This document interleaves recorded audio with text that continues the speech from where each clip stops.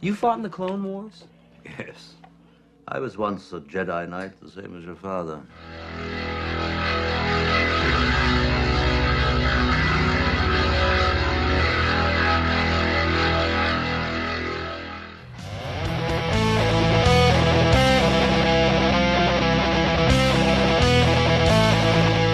What's happening, YouTube? My name is Immortal Coil, and today we're talking Star Wars, The Clone Wars, Season 7. Before I start this video, I want to say that there's going to be minor spoilers for Star Wars, The Clone Wars, Season 7. So if you do not want to watch it, go ahead and pause this, check it out, and come back to us. I'll wait. Sam Witwer, in a recent interview with io9.gizmodo.com, said, "The finale, that script, was the best Clone Wars script that I ever read. I think Dave Filoni has done a very, very cool thing. When I say script, I don't mean when I'm talking about the finale. I'm talking about the last 4 episodes because it's really meant to be seen as a movie. These Clone Wars arcs that go on for 3 to 4 episodes, they could also be cut together as movies, and they work as one story. But this one is really meant to be seen in its entirety together, more so than anything else we've ever done." So from Witwer, we get that these story arcs are to be viewed together as a group, as opposed to episode. Now I get why Disney would want to do that. It's better to cut up these stories into episodic pieces. Plus, that's how the Clone Wars has been handed to us since 2008.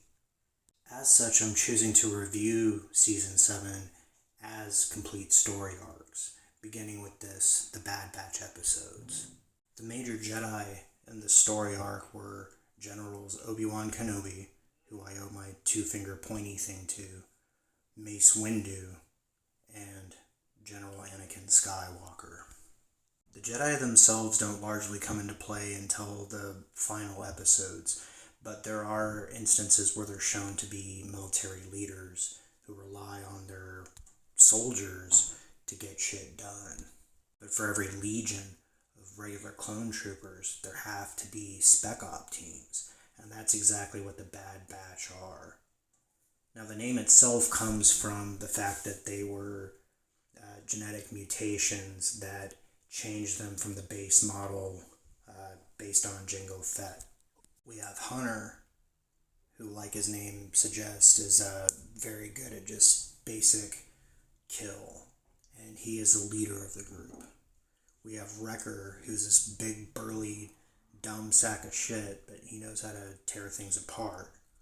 We have Tech, who isn't quite as formidable a fighter, but he can handle any piece of hardware like a virtuoso. Then we have Crosshair, who's a precision shooter. He can hit a gnat's asshole from 20 miles away.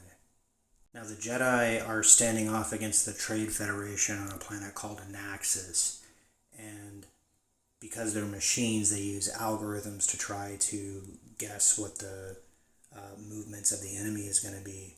But the campaign on Anaxis is going so terribly that Captain Rex suspects that there is a possibility that Echo is alive and is being used to craft the new algorithm for the Separatists. So that's the main thrust of the conflict. Rex is certain that Echo is alive. Everyone's like, no, he's not, let him go. You know, he's a war hero, he's long gone and dead. And he's like, no, he's alive. So they get the Bad Batch together to go and hunt for him, essentially. Now, suffice it to say, they accomplished their mission. The trailers were very good at not giving away plot points specifically. They were very impressive. But when the moments from the trailers came up in the show, it was enough to make me go at least, oh, so like when the dragons were there, and possibly my favorite moment in this was when Anakin went a little bit dark. See him fighting this, the leader of the Separatist army, who's this like spider cyborg motherfucker, and he gets maimed by Anakin Skywalker, even though he was predicting that his Jedi nobility, blah, blah, blah, blah, blah, but he doesn't know that Skywalker's a little bit fucked up. So, suffice it to say, yes, Echo is being held prisoner and sort of plugged up Matrix style into the Separatist computers. So the clones retrieve him, and then they bring him back on a separate mission so that he can go and fuck up the Separatist army from the inside. And then at the end, despite some minor distrust from the clones, Echo actually goes and joins the Bad Batch. So, what did we think? Well, it's an alright story. If you consider it a children's show, it was a little bit too neat for me as an adult fan, but, you know, show it to a 6-7-year-old, they're going to be like, yeah, blow up those fucking robots. Overall, I would give it about a 6 on the Richter scale. It's not terribly impressive, but it's not crap drivel as well. But it's also not the best Clone Wars that I've ever seen. But in that vein, it looks like we're going to be getting some Ahsoka Tano on the next story arc. So, stay tuned. So, there you have it. My thoughts on Star Wars, Clone Wars, the Bad Batch arc. My name's Immortal Coil. Like, share, subscribe. Drop me a comment. Let me know what you want to see covered on future editions of Savage Spirituality. Check out my brothers and sisters in the Fandom Menace.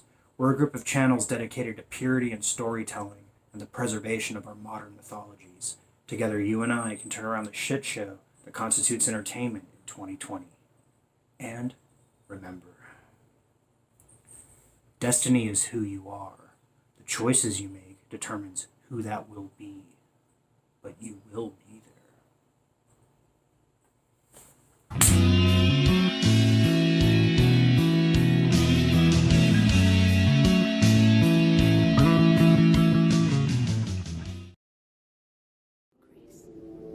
Your clones are very impressive. You must be very proud. I'm just a simple man trying to make my way in the universe.